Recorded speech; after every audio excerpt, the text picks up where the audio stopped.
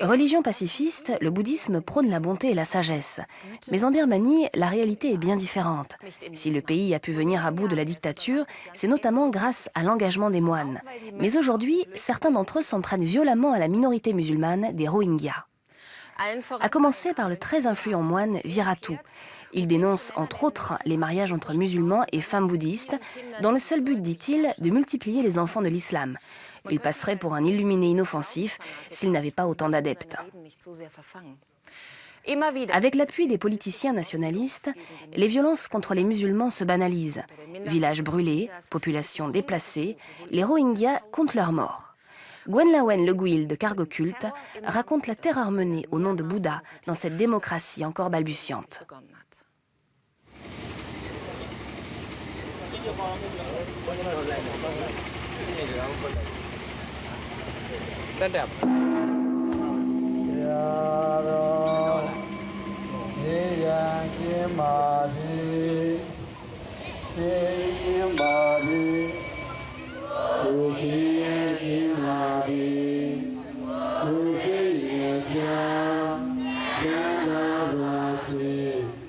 Attendu comme le Messie, accueilli telle une célébrité, le moine Viratu entre en scène. Ce soir, ils sont des centaines à se prosterner à ses pieds. Dans ce village du nord du pays, le peuple des campagnes vient écouter la parole du maître.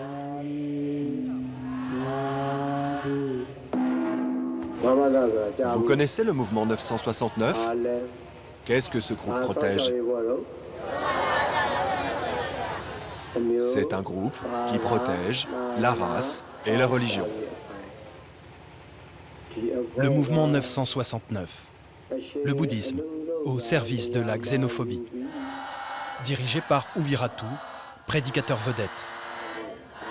Ce moine a fait de la haine des musulmans son fonds de commerce. Il y a des jeunes femmes birmanes qui ont des problèmes avec les musulmans. C'est pas vrai ? Notre mission est de protéger ces femmes qui se sont fait abuser puis abandonner par ces métèques. Comme celles qui se sont fait violer. Le moine U Viratu milite en faveur d'une loi contre les unions entre bouddhistes et musulmans. Son mouvement est soutenu par le régime. Le gouvernement joue sur la peur de l'étranger pour se maintenir au pouvoir. Connaissez-vous cette loi qui nous protège ? Même les enfants du premier rang la connaissent, n'est-ce pas ? Cette loi est vitale, vous savez. Vous ne pensez pas que le gouvernement doit l'instaurer ? Le gouvernement doit en faire une priorité. On va chanter maintenant. La loi qui protège la race et la religion est indispensable. Supportons la loi qui protège la race et la religion. Le moine Viratu est devenu un symbole. Le visage de la haine. Ses discours l'ont fait connaître bien au-delà des frontières du pays. Mon père, est-ce vrai qu'on vous surnomme le Ben Laden birman ?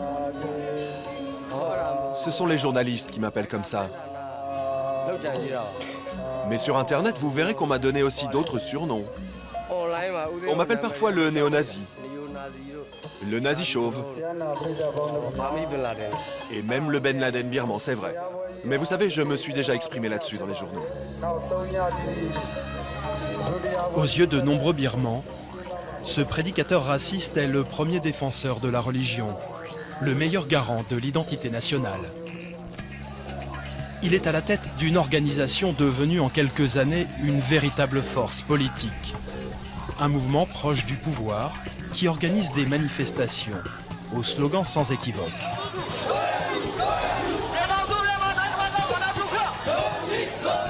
Les étrangers, ce sont surtout les Rohingyas, la bête noire du mouvement 969. Cette minorité musulmane de l'Est du pays est la première victime d'une poussée xénophobe sans précédent. Selon les Nations Unies, Elle est l'ethnie la plus persécutée au monde. En 2012, des violences intercommunautaires mettent l'État d'Arakan à feu et à sang. Des dizaines de villages musulmans sont incendiés. Les émeutes font des centaines de morts chez les Rohingyas.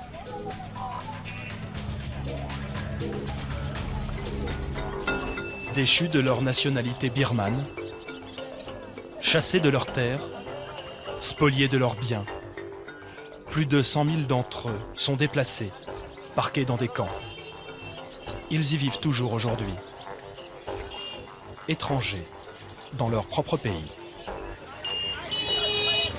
Leur seul lien avec l'extérieur, c'est cette cabane de bambou, le café internet du camp. À longueur de journée, les femmes viennent aux nouvelles d'un mari, d'un fils, d'un cousin. Car les hommes prennent souvent les premiers la route de l'exil, vers la Thaïlande ou la Malaisie. Expert en télécommunications, le patron des lieux est l'homme à qui l'on confie sa vie. Un numéro de téléphone écrit à la hâte sur un morceau de papier. Il est rarement porteur de bonnes nouvelles.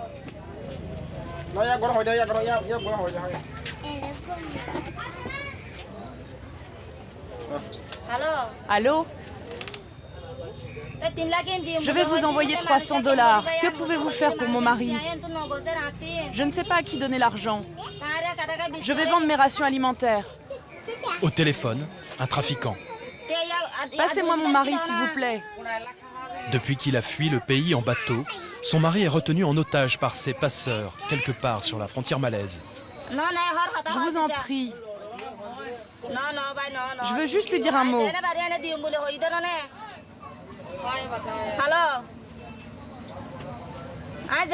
Je vous promets, je vous donnerai tout ce que j'ai. Je veux juste que vous libériez mon mari. Tout ce que j'ai collecté, tout ce que j'aurai vendu, tout mon argent sera pour vous. Je vous en prie, libérez mon mari. Sukina n'est pas un cas isolé. La plupart des Rohingyas qui choisissent l'exil finissent entre les mains de réseaux mafieux qui rackettent leur famille. Avant, quand j'appelais mon mari, il le frappait et il me le faisait écouter au téléphone. Ils m'ont dit que si je ne payais pas, ils allaient le tuer. Alors j'ai supplié qu'ils ne le tuent pas, que je leur donnerais tout ce que je possède. Ils m'ont dit de donner l'argent à un certain Abdirahman. Quand il aura été payé, mon mari pourra travailler pour lui et racheter sa liberté.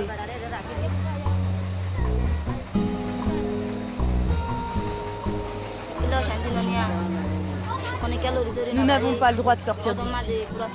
On vit comme des volailles, enfermées dans un poulailler.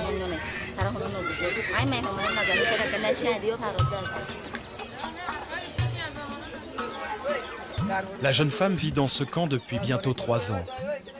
Depuis que des émeutiers bouddhistes ont brûlé son village, Nazir, et massacré des centaines de Rohingyas. Elle élève seule ses 5 enfants. Avant les violences, on vivait les uns avec les autres, avec les bouddhistes. On travaillait, on s'amusait. Il n'y avait pas de problème entre nous. Il faudrait leur demander à eux, mais moi je ne sais pas si on pourra à nouveau vivre ensemble. Et vous ? Vous vous considérez encore birmane ? Mon mari est né en Birmanie. Moi aussi je suis née ici. Alors oui, nous sommes birmans. Sukina a beau être birmane, elle est Rohingya, de confession musulmane. Une étrangère aux yeux des nationalistes.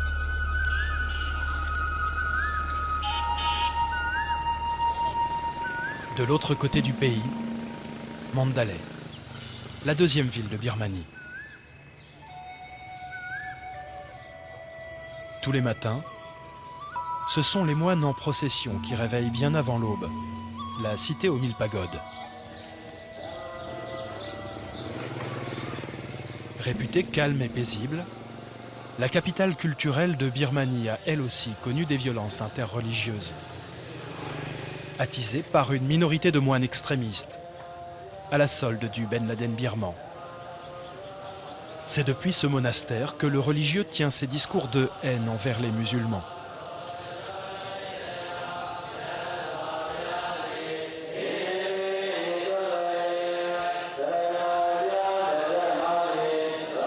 Le moine nous reçoit dans la bibliothèque de la communauté.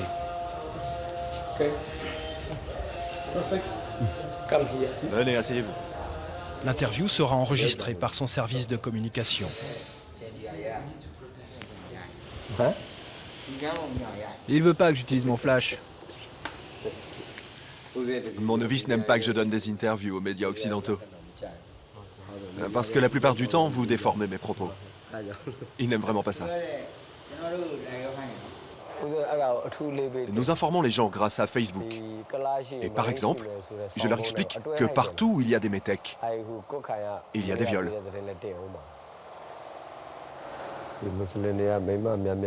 La principale menace qui pèse sur nous, c'est que tous les musulmans se marient avec de nombreuses femmes et font beaucoup d'enfants.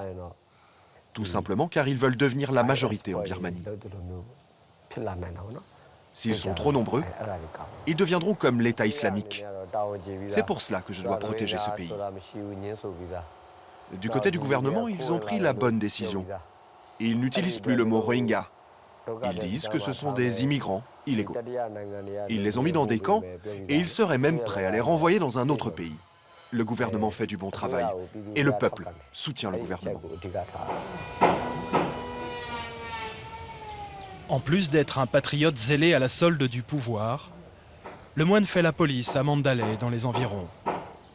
Plusieurs fois par semaine, il troque la robe safran pour celle du procureur et reçoit dans son bureau de prétendues victimes de l'islam. Les murs sont tapissés de ses portraits. L'influence de l'abbé mégalomane repose aussi sur le culte de sa personnalité.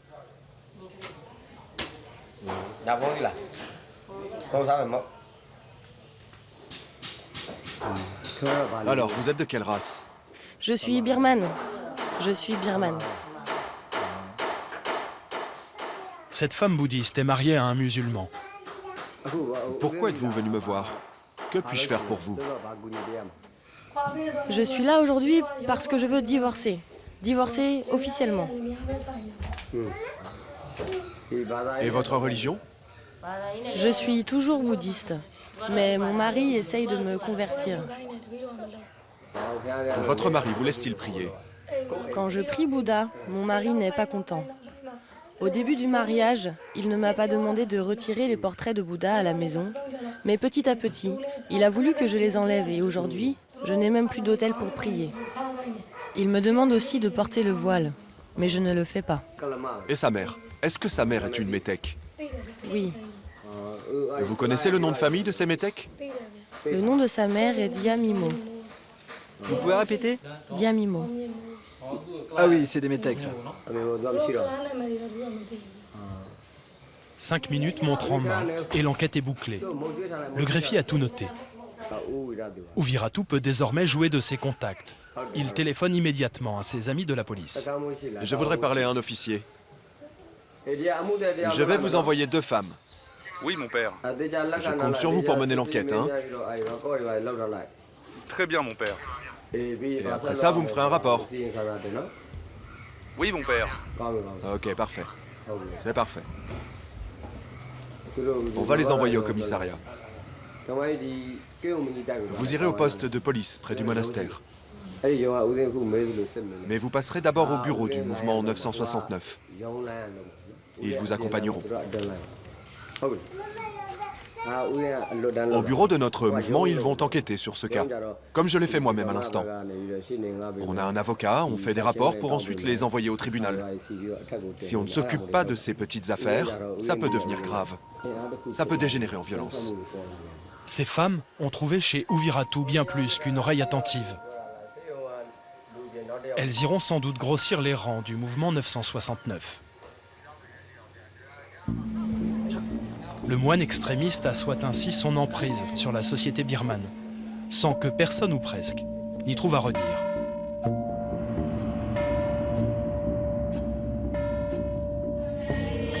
En Birmanie, la religion est taboue. Critiquer publiquement un bonze peut conduire en prison. Cette femme en a fait l'amère expérience. Son mari est incarcéré depuis 6 mois pour s'être attaqué au plus célèbre des moines nationalistes. Très pieuse, So Sandar se rend chaque semaine à la Shwedagon, la grande pagode de Rangoon. Pourquoi vous venez ici? Aujourd'hui, je suis là avec mon groupe de prière pour me recueillir. Comme tous les jeudis, je prie pour mon mari. Et pourquoi devez-vous prier pour lui? Parce qu'il a été injustement accusé d'avoir blasphémé. C'est là, c'est son hôtel.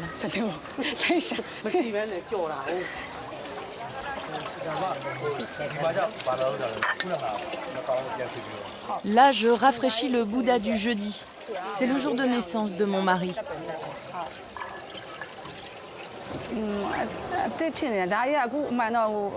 En ce moment, la religion est une question très sensible. La plupart des gens n'osent pas en parler. Les propos de mon mari visaient à protéger le bouddhisme. Il craint que si l'extrémisme religieux et nationaliste continue à se développer, le véritable bouddhisme ne disparaisse, que tout ça ne finisse en violence. C'était justement son propos. Oh mon Dieu, mon mari te sert et te respecte. Il n'a jamais voulu insulter la religion. Il a simplement prononcé ce discours par crainte qu'on porte atteinte à Bouddha. C'est un vœu noble. Alors faites qu'il soit libéré, mon Dieu. Faites que tous les prisonniers politiques comme lui soient bientôt libres. Bouddha n'a pas de nationalité. On vénère simplement ses enseignements. On honore ce Dieu en respectant sa parole. Tout ce qui compte, c'est l'amour du prochain. Le nationalisme n'a rien à voir avec le bouddhisme. Pour avoir rappelé cette évidence lors d'une réunion publique, son mari risque de passer des années en prison. Allez, on y va? L'homme est incarcéré dans la maison d'arrêt de son village. Alors 1 à 2 fois par mois, So Sandar peut lui rendre visite. L'occasion de lui apporter de quoi améliorer son ordinaire de prisonnier. Tin Lin U, c'est cet homme, un intellectuel engagé en politique. Ah, tu es en retard, chérie. Qu'est-ce qui s'est passé? J'ai vraiment compté les secondes avant de te retrouver. Vraiment compté chaque seconde. Il y a encore 6 mois, Tin Lin U était le porte-parole de la Ligue nationale pour la démocratie, le parti d'Aung San Suu Kyi. Merci les gars, c'est vraiment sympa de me faire prendre l'air. Ça fait 1 semaine que j'ai pas lu un journal. Dans ce pays, ça fait des siècles que des communautés, des ethnies, des religions différentes vivent ensemble en paix. Ça fait plus de 300 ans que c'est comme ça. Alors comment expliquer toutes ces tensions? Pour moi, c'est évident. Ce sont tous ces discours de haine qui ont déclenché ces violences. C'est bon? On peut y aller?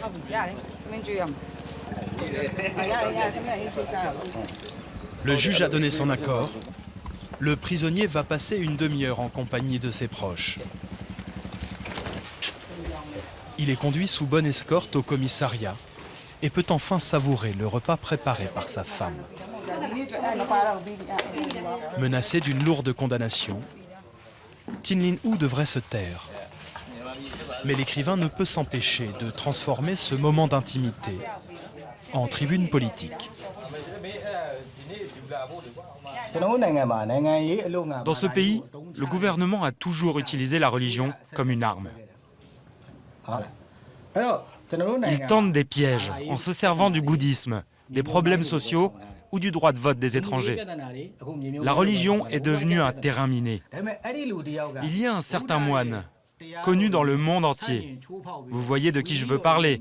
Ce moine fait des discours qui vont à l'encontre des enseignements du Bouddha. La question est, pourquoi les politiques ne font rien contre lui?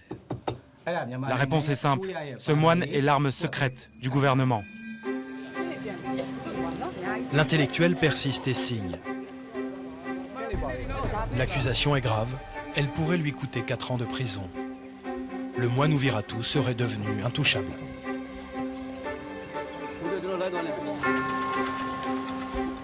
Pour tenter de comprendre en quoi le nationalisme religieux sert les intérêts du pouvoir, il faut se rendre à Naypyidaw, la capitale politique du pays. Fantasme sécuritaire de l'ancien dictateur et de son astrologue, la cité sortie de terre en quelques années a des allures de ville fantôme.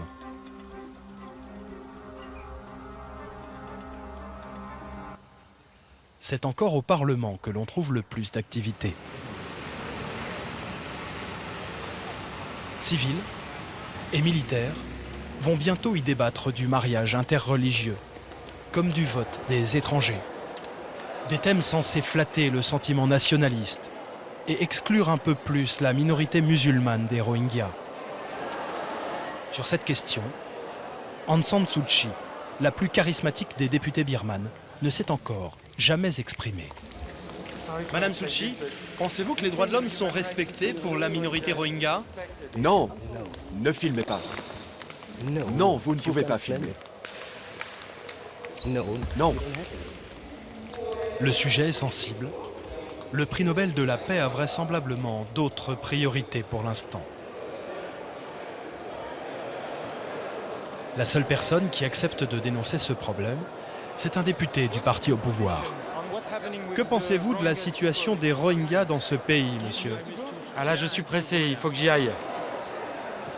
La question le met mal à l'aise, mais le touche de près. Lui-même est issu de cette minorité. Je dirais simplement que les droits de l'homme ne sont pas respectés pour ces gens. Leur situation est très mauvaise. Le gouvernement devrait les laisser retourner chez eux, leur rendre leurs terres. Il devrait aussi leur rendre leur carte d'identité au plus vite. Car ces gens vivent ici depuis des siècles. Mais maintenant, on les traite d'étrangers, pour des raisons et des calculs politiques. Mais certains parlent de génocide. Vous êtes d'accord avec ce terme? Non, je ne peux pas répondre à cette question, sans commentaire. Depuis qu'ils sont rassemblés dans des camps, presque tous les Rohingyas ont été déchus de leur nationalité birmane. Le risque d'épuration ethnique est bien réel, mais la question n'est toujours pas à l'ordre du jour de l'Assemblée.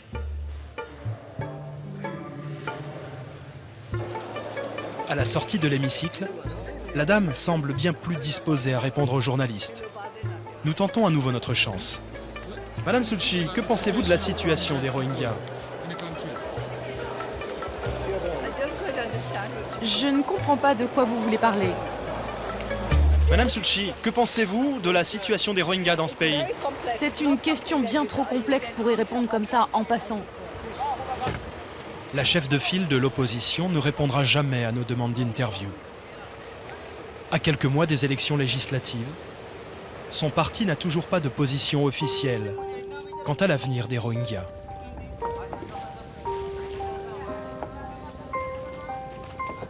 Ceux qui en ont les moyens continuent à fuir. Par la mer. Il serait déjà 100 000 à avoir quitté le pays.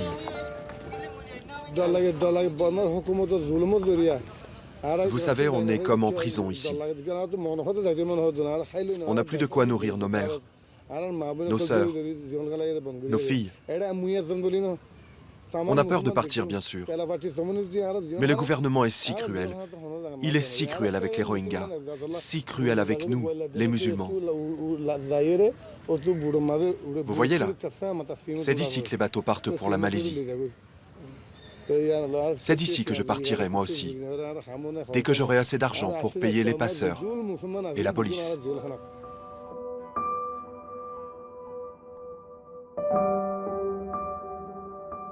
À bord de l'un de ces bateaux, Nur Salam va lui aussi mettre sa vie entre les mains des trafiquants de clandestins. Comme deux de ses enfants, il a choisi l'exil et s'apprête à fuir la Birmanie, son pays.